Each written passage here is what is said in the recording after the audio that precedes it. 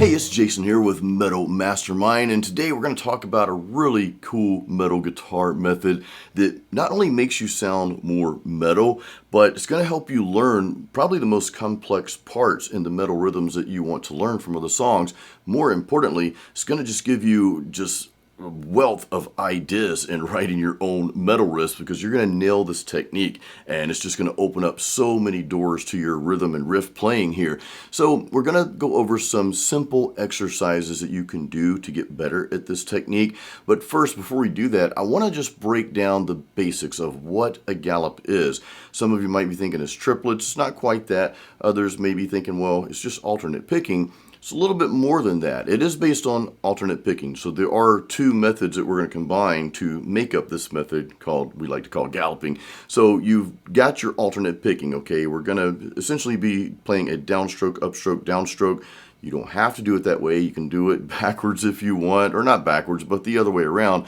But typically it's going to be a downstroke, upstroke, downstroke, and that completes your gallop. Now there's a timing thing we're going to talk about, but the other technique we're involving here is just the basic palm muting. Now you can gallop without the palm mute, of course, but in a lot of the metal stuff that you're listening to and playing, you're going to have those combined, the alternate picking technique with the palm muting technique. Now, what makes the gallop different from just alternate picking?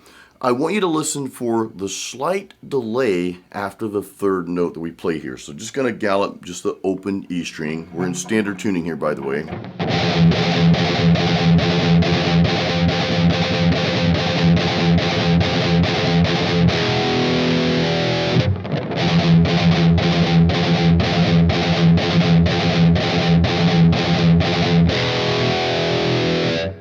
So you heard the 1, 2, 3, 1, 2, 3, 1, 2, 3. There's a slight delay after that third note that we play. And that's basically what makes it sound like a galloping, like some, I don't know, I've said this before, like some demon bulls galloping after you. But it's just a really cool effect. And, or I say effect, it's a really cool method that gives you that galloping effect. And the awesome thing about this technique is you don't have to just play it on the open string like I just did. It can be played with riffs and just mixed and matched with other techniques.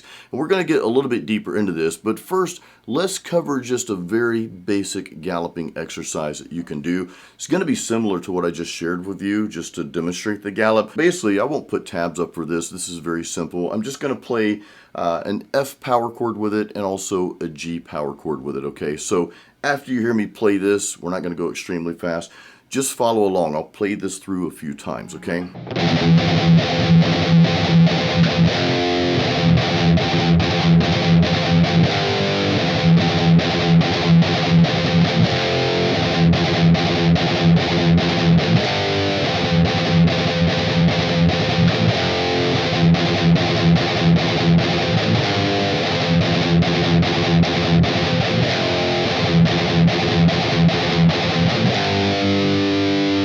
One thing you'll notice, and we're about to expand on this one little part that I'm going to share with you, you'll notice that we did the gallop a few times, but before going to the power chord, I actually threw in one downstroke. So it was a gallop, a downstroke, then the power chord. I'll play that real slow again.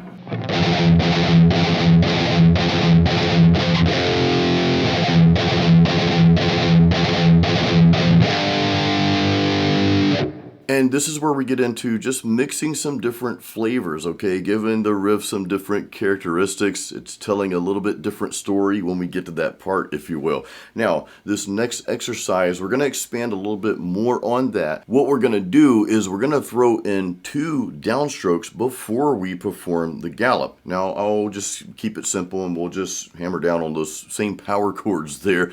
But again, you'll hear 2 downstrokes, 1, 2, then the gallop, okay? And then we'll throw in the power chords. So follow along, listen to this the first time around, and then just pick up and follow along.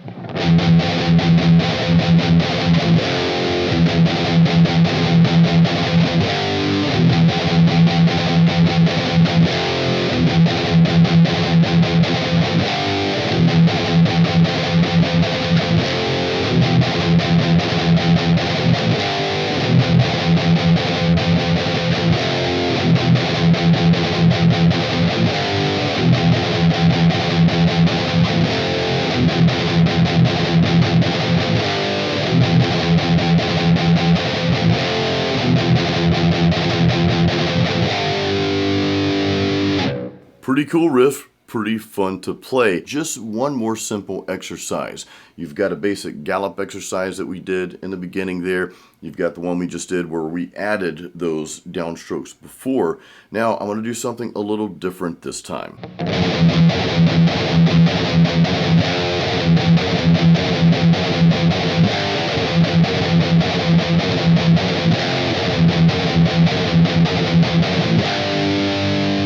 Now we're going to go through that again as an exercise, okay? I just wanted you to hear it first, but real quick, I want to explain what we're doing. So number one, we're not doing the gallop on just one note like we have been doing. And this is where things get really, really cool, okay? We're kind of splitting the notes between the gallop there. In this case, and again, I'm in standard tuning here, we are on the first fret of the E string, okay? And what I'm doing is I'm starting the gallop on that note, but I'm going to finish the gallop with the opened E string. So we've got the first initial downstroke. Remember, downstroke, upstroke, downstroke. The first downstroke's on that first fret there, right? But then we're going to lift off and go to the open E for the upstroke, followed by the final downstroke. So you get this effect right here. And then we carry on throughout the rest of the riff. So let's play that together, okay? Just kind of follow along here. We'll slow that down a little bit.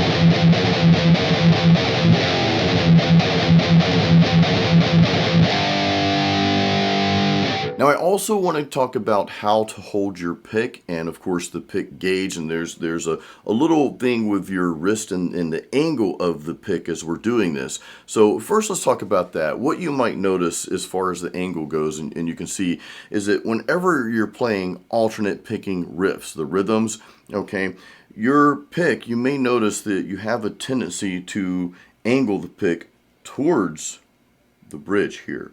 Not directly in that direction, right? But it's not straight up and down. It's kind of, just watch my wrist here, okay? And watch the angle of the pick.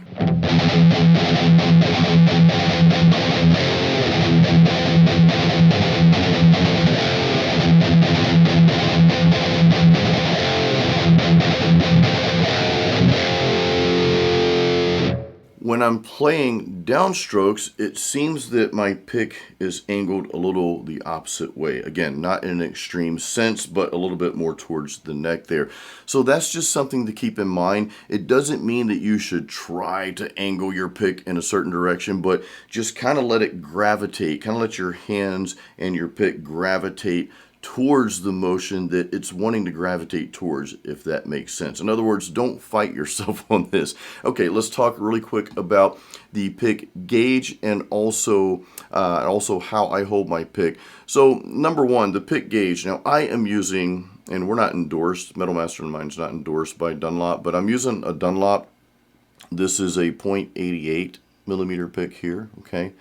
I like the max grips because, well, the max grip on here, I tend to drop picks. I play live a lot, so sometimes when you play live, well, most every time when I play live, you know, you get a little sweaty. So I like the grips on my picks. That's just my preference. Now, what I found that there are a lot of guitar players out there, metal guitar players, that like the thicker pick gauges, okay? And that's okay. It's all about personal preference. What I recommend, I mean, picks are so affordable, they're so inexpensive. Just grab several and just play around with them and see what works best for you. That's the absolute best thing that you can do. Now, let's talk about how to hold your pick. Again, this is very much personal preference. I tend to hold mine like this. I've got two fingers on this side here, okay? And then I've got my thumb on the back side there. So that's just how I play. I know a lot of guitar players that play like this. They play with just two fingers like that. So again, just play around and know that there's not a right or wrong way, okay? There's not a right or wrong way to hold your pick. There's not, you should use a thin or a medium or you know, a larger gauge pick. None of that really exists. All that exists is what works best for you. So I just want to preface that. Now, I want you to go back through these lessons here. And again, it's very important that you expand on them. And if you'd like to learn more riffs, we actually have guitar courses here on metalmastermind.com. So I've got a beginner's guitar course if you're just starting out, or if you just need to revisit the basics. It's called Metal Guitar Apprentice. We go through all of the fundamentals of playing heavy metal guitar. And of course, you can use this course to play any subgenre of metal, but you're going to learn the fundamentals, and you're going to be putting those fundamentals into practice.